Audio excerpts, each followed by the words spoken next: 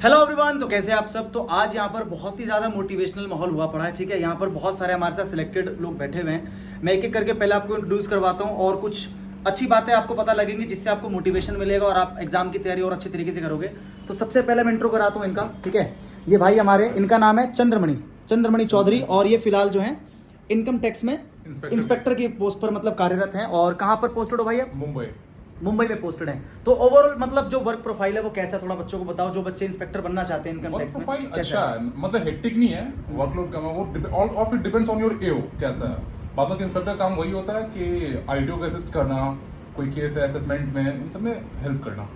तो मतलब कुछ बच्चे जो मतलब कई बार ऐसा सुन के जाते हैं यूट्यूब वगैरह के ऊपर कि इंस्पेक्टर के मतलब इतनी पावर्स होती है, ऐसा होता है, ऐसा कुछ रियल में है क्या पावर वगैरह के मामले में? और सब ये समझ नहीं पा रहा कि किस सेंस में बच्चे सुन के जाते हैं। नहीं, जैसे बच्चों को लगता है ना कि इंस्पेक्टर बन गए तो पता नहीं ऐसा कुछ हो जाता है, ऐसा कुछ है जॉब प्रोफाइल में या नॉर्मल वर्क कल्चर होता है? Depends on you.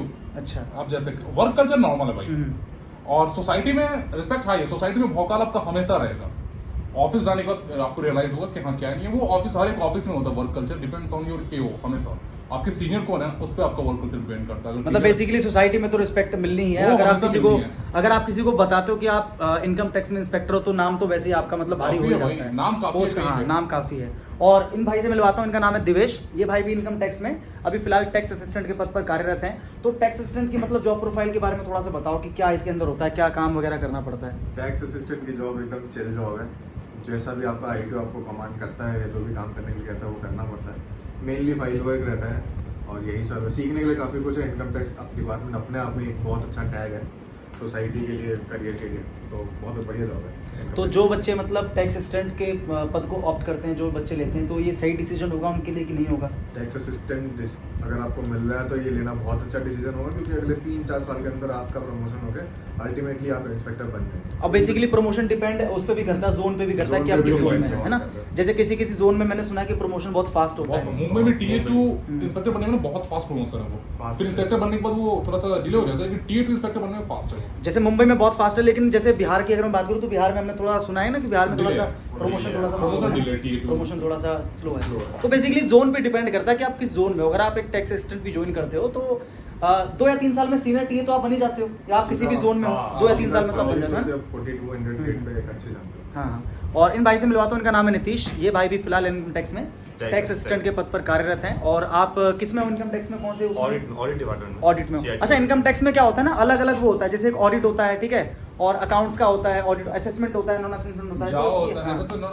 मतलब इनकम टैक्स में कुछ डिपार्टमेंट्स ऐसे हैं, मतलब विंग्स बोल लीजिए, जो फेसलेस हो गया और कुछ नॉन फेसलेस है। कुछ फील्ड जॉब है, नॉन फील्ड जॉब है। जैसे विजिलेंस होता है, रेड्स जो कंडक्ट कराता है वो DCIT इन्वेस्टिगेशन INCI। जैसे AU होता है, व्यू होता है, AU assessment unit, view verification, मतलब वेरिफिकेशन यूनिट हो गया, एग्जाम्पशन वगैरह भी होता है। एग्जाम्पशन, जाओ, TDS, सबका अलग अलग सेक्शन बटा हुआ है। तो मतलब ओवरऑल हम ये कह सकते हैं कि अगर बच्चा इनकम टैक्स को ज्वाइन करना चाह रहा है सीजन से, तो मतलब बहुत कुछ एक्सप्लोर करेगा और काफी मतलब अच्छा है, चाहे वो टैक्स असिस्टेंट क्यों ना हो, चाहे वो इंस्पेक्टर क्यों ना, मतलब काफी कुछ और लाइफ में एक्सप्लोर करने के लिए बहुत कुछ है और आगे बढ़ने के मतलब स्कोप वगैरह भी अच्छे अच्छे स्कोप है। एम्पल टाइम मिलता है। अगर कोई बच्चा आगे पढ़ना चाहे उसके पास एम्पल टाइम है। इनकम टैक्स चाहे आप MTS हो, TA हो, इंस्पेक्टर हो, आपके पास इतना टाइम है कि आप आगे तैयारी कर सकते हो। अच्छा, तो जो बच्चे अभी मतलब सीजल की तैयारी कर रहे हैं, अभी 1 महीने बाद उनका एग्जाम है, मतलब प्री होने वाला है, तो उनके लिए क्या सजेशन रहेगी आप लोगों की? मतलब क्या करना चाहिए उनको इस 1 महीने में ताकि वो भी सिलेक्शन ले सके? अब ये लास्ट टाइम है, तो 1 महीने में कुछ नए की तरफ तो भागना नहीं है। जितना हुआ है मॉक्स देने हैं और as much as revision as you can, जितना ज्यादा हो सके रिवीजन करना है, मॉक्स देने हैं, वही लास्ट टाइम के लिए। तो आप लोगों ने सुना क्या बोल रहे हैं कि मतलब आपको मॉक्स देने हैं, ठीक है। अच्छा, मॉक के साथ प्रीवियस पेपर भी देने ना, एक दिन मॉक एक दिन प्रीवियस, जैसा रिवीजन वही है, प्रीवियस पेपर ज्यादा, प्रीवियस देना और साथ में एनालिसिस अच्छे तरीके से करना। खुद को दोहराता रहता है। तो इससे 70% तो मेरे हिसाब से लगभग वही होता है, बार बार रिपीट होता रहता है ना 70% तो। बिल्कुल। तो प्रीवियस पे आपको बहुत फोकस करना है। देवेश भाई, आप क्या सजेस्ट करना चाहोगे बच्चों को 1 महीने में क्या करना चाहिए ऐसा जिससे वो मतलब क्वालिफाई कर सके? यही एक चीज़ रहती है, क्योंकि इस वक्त नया कुछ सीखना है, अपने ऊपर प्रेशर डालने वाली बात है। तो इसलिए बेटर है कि जितना अभी तक करा हुआ है उसे ही और इम्प्रूव करें और मेहनत करें। मॉक्स है। नीतीश, आप क्या कहोगे? कैरेंट पर ज़्यादा फोकस करें और मैथ में जो हो फार्मूला को ज़्यादा ध्यान दें और इंग्लिश में वर्ड मीनिंग ज़्यादा फोकस करें। तो भाई का कहना है कि मतलब आप करंट अफेयर पे फोकस करो, ठीक है, और थोड़ा सा जो वर्ड मीनिंग्स है इंग्लिश में उसको अच्छे से याद करो और मैथ के जो फॉर्मूले होते हैं और साथ में टेबल्स हैं या फिर फ्रैक्शन वैल्यूज हैं, तो बच्चों को ये चीजें याद ही होती हैं। हाँ, एग्जैक्टली। कई बार ना बच्चे पूछते हैं कि कैलकुलेशन Timing को फंस कैसे जाता है। बढ़ाया जाए, तो कैलकुलेशन बढ़ाने की टेक्निक क्या है? वही है कि आपकी मतलब टेबल से आपको याद होनी चाहिए। इसका मतलब वो होनी चाहिए। और हाँ। सबसे ज्यादा इंपॉर्टेंट वो है कि प्रैक्टिस आप कितना ज्यादा करके जाते हो हाँ। घर पे आप जितना ज्यादा प्रैक्टिस करके जाओगे, जितना ज्यादा टाइम आप घर पे दोगे एग्जाम में, आपको उतना कम टाइम लगेगा। अच्छा, कई बच्चों को ऐसा लगता है कि सिर्फ वीडियो देखने से सिलेक्शन हो अरे जाएगा। ना भाई, ऐसा ऐसा तो नहीं होगा। है, ऐसा नहीं है। अगर ऐसा होता तो हाँ। आज जितने सारे सिलेक्शन लेके बैठ सही जाते बात हैं। है। वही मैंने कहा ना कि जब तक आप खुद कॉपी पेन लेके नहीं बैठोगे, जब तक आप सवालों को, अच्छा एक दिन में मैथ्स के कितने सवाल लगाने चाहिए, ये एक सवाल रहता है। ये कितने डिपेंड्स सवाल करता है लगाने हमेशा बच्चे पे। अगर कोई बिगिनर है तो उसके लिए वही है, जितने बन सके आप बनाओ 50-100। लेकिन अगर वही है, जैसे मेंस लेवल में आ रहा है वो बंदा, मेंस के लिए दे रहे थे अपने, तो 100-200 जितना ज्यादा अटेम्प्ट कर सके वो उसके लिए बेहतर है। तो जैसे अभी प्री है, तो प्री के लिए मतलब मॉक तो देगा ही बच्चा। मॉक मॉक के अलावा मतलब आप उसको चैप्टर वाइज, पर डे आप एक मॉक दो। तो आप उसको मतलब चैप्टर वाइज प्रैक्टिस करनी चाहिए मैथ्स की, या फिर उसको मिसलेनियस चैप्टर वाइज तो आप नहीं करनी है, क्योंकि लास्ट टाइम है आपका, तो आप मिसलिनियस जाओ।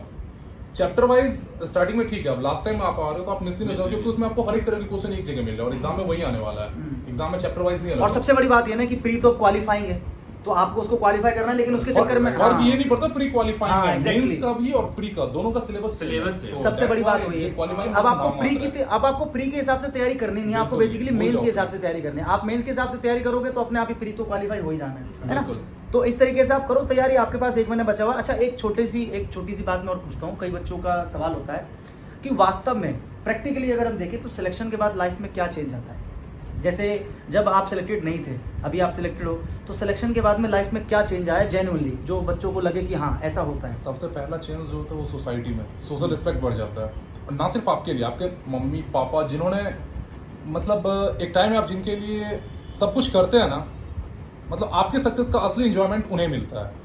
सोशल रिस्पेक्ट बढ़ जाता है, रिश्तेदार थोड़ी सी इज्जत से देखने हाँ, ये लगते हैं, बात जब है, पहला ये ये सही होता है, ये बात सही है है। इज्जत से देखने लगते हैं। और उसके अलावा अपना लाइफस्टाइल चेंज हो जाता है। पहले यही सोच लो आप बेरोजगार हैं, फिर कुछ हैं, और अब अच्छी खासी जॉब कर रहे हैं, आ रहा है, तो अपना लाइफस्टाइल बदलता जाता है। मतलब देखो पैसा तो आ ही रहा है आपके पास, पैसा आ आपके रहा पास सैलरी आ रही है, आप और सैलरी गवर्नमेंट जॉब आपको सैलरी ठीक ठाक ही देना एम्पल देखो। देती है लाइफ, अगर हाँ अच्छी खासी चीज। मतलब आपको इतनी सैलरी दे रही है कि अगर आप एक बेरोजगार हो और आप गवर्नमेंट जॉब में आ गए, तो इतनी सैलरी तो आपकी है कि आप आराम से फैमिली के साथ आराम से मतलब सर्वाइव कर सकते हो बहुत बिल्कुल। बढ़िया तरीके से। और जो भाई ने बताया कि हाँ सोसाइटी में रिस्पेक्ट तो आती है आपकी, सबसे- अच्छा फैमिली में भी रिस्पेक्ट अलग तरह की बन जाती बिल्कुल है ना। बिल्कुल बिल्कुल। और रिश्ते सबसे भी आने वही बताया ना, हाँ भाई कह रहे रिश्ते भी आने शुरू हो जाते हैं, ये नहीं इसमें भी सच्चाई है, ये भी सच्चाई है। रिश्ते भी आने जैसे शुरू हो रिश्ते जाते आने हैं। भाई के शुरू हुए, कल ही सामने आए थे, और ये भाई बस रिश्ते के लिए बाल रंगवाया। ये देखो इनका रिश्ता होने वाला है, तो इन्होंने भी क्या कर रखा है, मतलब बाल को पूरा डेंटिंग पेंटिंग करके इन्होंने तैयार रख रखा है। मतलब आपकी रिजल्ट का ना सबसे मतलब ये सोशल रिस्पेक्ट ना आपके मम्मी पापा ये करते हैं। जॉब होने से पहले अगर वो कहीं जाते होंगे तो मे भी कोई लोग ये ना करते, लेकिन अगर आपके जॉब होने के बाद हाँ, वो कहीं exactly, जाते हैं ये ना, चीज़ मैंने तो भी लोगों face का की है। नजरिया उनके रिगार्डिंग बदल जाता है। ये कौन करे इनका बेटा इनकम हाँ टैक्स हाँ में। एग्जैक्टली। तो वो मतलब उनके लिए भी प्राउड मोमेंट होता है। और कितना अच्छा लगता है जब आप अपने नाम के साथ में अपनी पोस्ट बताते हो, अपना डिपार्टमेंट बताते हो कि मैं इनकम टैक्स डिपार्टमेंट, तो मतलब आप बाहर भी कहीं जाते हो तो डिपार्टमेंट आप तो एक बहुत नॉर्मल अलग। क्राउड से तो अलग होते हो, उतना तो है बिल्कुल। कि जब आप अपनी पहचान बताते हो, आइडेंटिटी बताते हो, तो आप एक नॉर्मल क्राउड से तो मतलब अलग होते हो। ये चेंज तो आपकी लाइफ में आएगा। तो गवर्नमेंट जॉब तो मतलब आपको बहुत कुछ देती है, लेकिन उसके लिए आपको भी बहुत कुछ देना पड़ेगा, आपको बहुत तैयारी करनी पड़ेगी, आपको बहुत मॉक्स लगाने अच्छे पड़ेंगे। दिन आने के लिए बुरे दिनों से लड़ना पड़ता बिल्कुल, है। exactly। अभी बुरे दिन है सबके, लड़ लीजिए, मौका आएगा वही तो ना, अच्छे अगर दिन अभी है, संघर्ष enjoy। कर लिए, अगर अभी संघर्ष कर लिए, तो आने वाली जो आपकी लाइफ के कई साल है वो बहुत अच्छे हो सकते हैं। और आपकी लाइफ में भी क्या यही सेम चेंजेस आए कि बस सोसाइटी में रिस्पेक्ट वगैरह मिल जाती है ना। सोसाइटी से आता है, पैसा आने लगता है, अपने अंदर एक कॉन्फिडेंस आता है, बिल्कुल। अपनी भी एक रिलीवेंस फील होने लगती है कि हाँ हम भी कुछ हैं।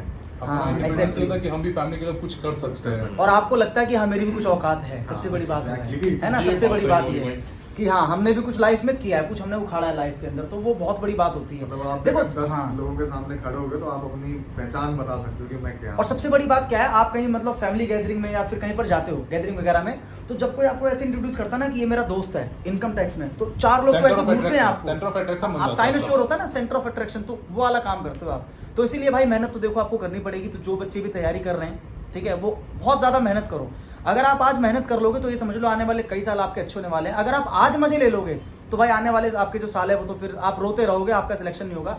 इधर उधर वीडियो आप देखते रहोगे टीचरों की, कभी इस टीचर की वीडियो देख ली, कभी उस टीचर की वीडियो, और प्रैक्टिस आप करोगे नहीं तो आपका सिलेक्शन नहीं हो पाएगा। जितने भी लोग बैठे हैं ये सब सिलेक्टेड हैं, और इन लोगों से आप पूछो इन्होंने कितनी मेहनत करी अपनी लाइफ में, कितने घंटे की पढ़ाई करी है, कितनी कॉपी पे कितनी की कॉपियां भरी हैं। सही बोल रहा हूँ भाई, बिल्कुल। कितनी कॉपियां भरी है, कितनी किताबें पढ़ी है, कितनी करंट अफेयर्स पढ़ी है, हाथों में निशान पड़ जाता होगा लिख लिख के पूरे हाथों में स्याही लग जाती होगी। तो भाई सिलेक्शन लेना इतना आसान तो है नहीं। जो आपको बोलता है सिलेक्शन आसान है, उससे पूछो क्या तुम खुद सिलेक्टेड हो।